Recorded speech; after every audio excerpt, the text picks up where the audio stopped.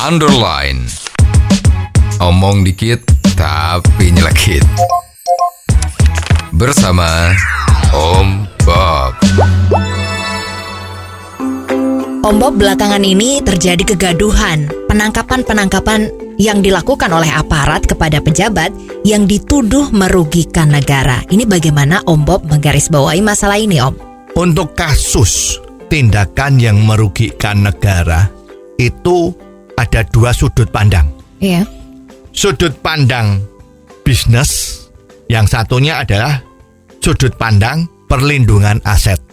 Nah, kalau melihat satu masalah itu harus dilihat dari dua sudut pandang itu. Kalau ini putusan atau kebijakan yang berbau bisnis, ya, artinya berbau bisnis itu adalah melakukan sesuatu usaha dengan harapan akan mendatangkan keuntungan bagi perusahaannya. Perusahaan di sini bisa BUMN, bisa perusahaan swasta.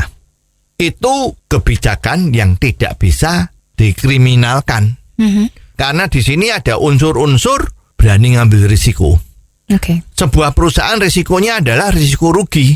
Jadi kemungkinan terjadi potensial rugi. Tetapi kalau you tidak berani mengambil risiko kerugian ini, perusahaan itu tidak bisa dapat untung. Nah, yang ngerti bahwa ini adalah risiko yang diperhitungkan bisa menghasilkan keuntungan atau tidak, itu ya bukan aparat yang tidak terjun di dalam bisnis. Jadi untuk kebijakan yang seperti ini sama sekali tidak bisa dikriminalkan, apalagi dituduh korupsi. Kalau ada kebijakan, tetapi di dalam kebijakan itu menguntungkan yang mengambil keputusan secara pribadi, lah itu namanya kriminal. Misalnya diputuskan membeli sebuah mobile crane, ya, yang sekarang lagi diributkan di mana pelabuhan itu kan? Iya. Itu misalnya harganya itu 100.000 US dollar, dan ternyata dia mengambil keputusan itu KKN.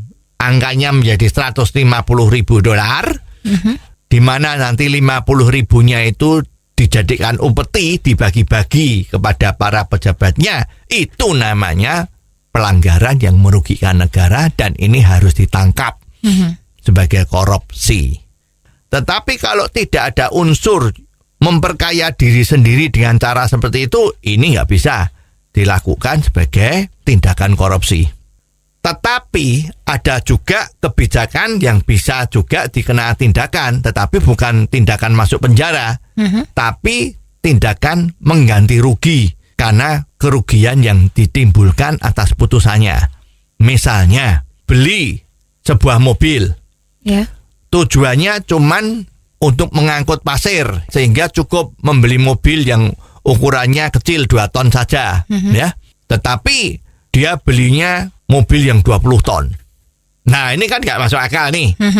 Ya, ada apa kok belinya seperti itu? Nah, untuk tindakan ini harus dilakukan koreksi. Bahwa mobil yang 20 ton itu harus dijual kembali dan dibelikan mobil ukuran 2 ton. Nah, kerugian yang timbul karena ini, ya kalau dijual lagi kan harganya mesti lebih murah. Nah, kerugian inilah yang harus dipikul oleh direktur pengambil keputusan itu. Oke, Om Bob, itu tadi dilihat dari segi bisnis. Nah, kalau dari perlindungan aset ini seperti apa? Ya, misalnya perusahaan itu mempunyai aset 10 mobil. Tiba-tiba itu hilang. Nah, ini yang salah ya direkturnya. Loh, kemana ini 10? Apa dijual? Nah, ini dia harus mempertanggungjawabkan. Kalau dia memang itu dijual tanpa sepengetahuan dan uang itu masuk di kantongnya, ya itu kriminal. Lah itu boleh dimasukkan penjara. Oh, jadi begitu ya Om Bob. Jelas deh sekarang. Terima kasih Om Bob untuk waktunya. Sampai ketemu lagi di waktu yang akan datang. Untuk kritik dan saran, Anda bisa kirimkan SMS ke 0856 4141 6767. Sekali lagi, 0856 4141 6767. Underline. Omong dikit tapi nyelekit. Bersama Om